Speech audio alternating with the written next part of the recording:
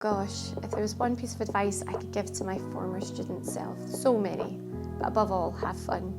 Have so much fun. I did have lots of fun, but I could have had more fun.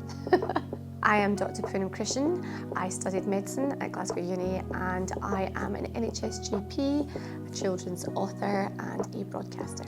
So after graduation, I did my two FY1, FY2 years. I did medicine, surgery, and I rotated through obstetrics and gynecology, A&E and paediatrics. But as I kind of moved through the years, I realised that my heart was very much in the community and it was really general practice, which is where I wanted to head, and that's where I've ended up as a GP here in Glasgow, and it's then gone on to diversify as a portfolio career, which is very exciting.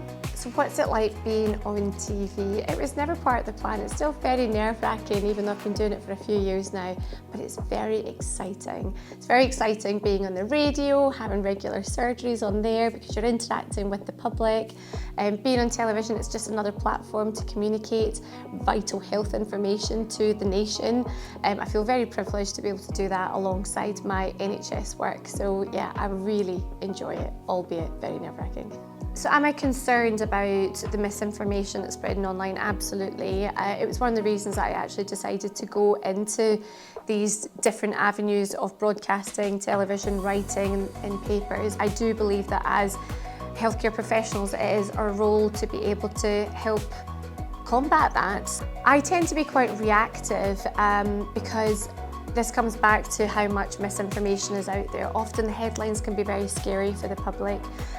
So as a GP who's also working in that frontline capacity, I tend to look at what is topical, what are people most concerned about, and what can I do in that moment to help really evidence-based information to relieve anxieties and also to help educate.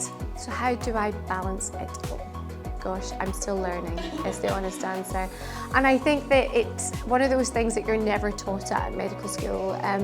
I think being a doctor in itself is quite the role, and then you're adulting and trying to figure out how you go about your everyday business. I think that for me, the key is in trying to be as organised as possible. I am absolutely rigid when it comes to things like sleeping. I cannot function if I have not slept well. I don't know how I did my junior doctor years.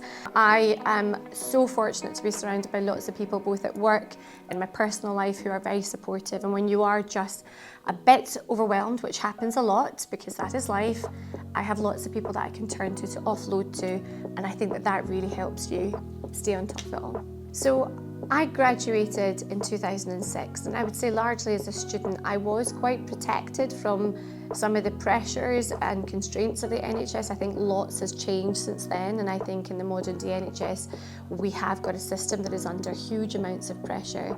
But I think that when I do on days feel a bit overwhelmed and I question, gosh, am I doing the right thing? I go back to my why, of why did I choose to be a doctor in the first place? And it always confirms for me, it's always been about helping people. And so yeah, despite the system, there's a huge amount of work to be done, and it can feel really difficult at times. Fundamentally, being a healthcare professional helping people, there's just no question it's worth it. Interestingly, I actually didn't want to do medicine when I was little. I wanted to be a writer. So it's ironic that I find myself at this point where I am now doing lots of writing. I think medicine started off really as my mum's dream for me. I'm Indian, so I had three choices. Is it going to be medicine, law, accountancy? But I was very inspired by our GP in our community and the way that he looked after my grandparents and my parents. And really, as I got to about 8, 9, 10, that's when I really started to think I would love to do that, because I love people, I love stories, and I love helping folk, and that was really it. And I've never looked back. It's the best thing that I ever have done. And now I get to do writing and exciting TV stuff and fun things, but still be a doctor. It's great, you can have it all.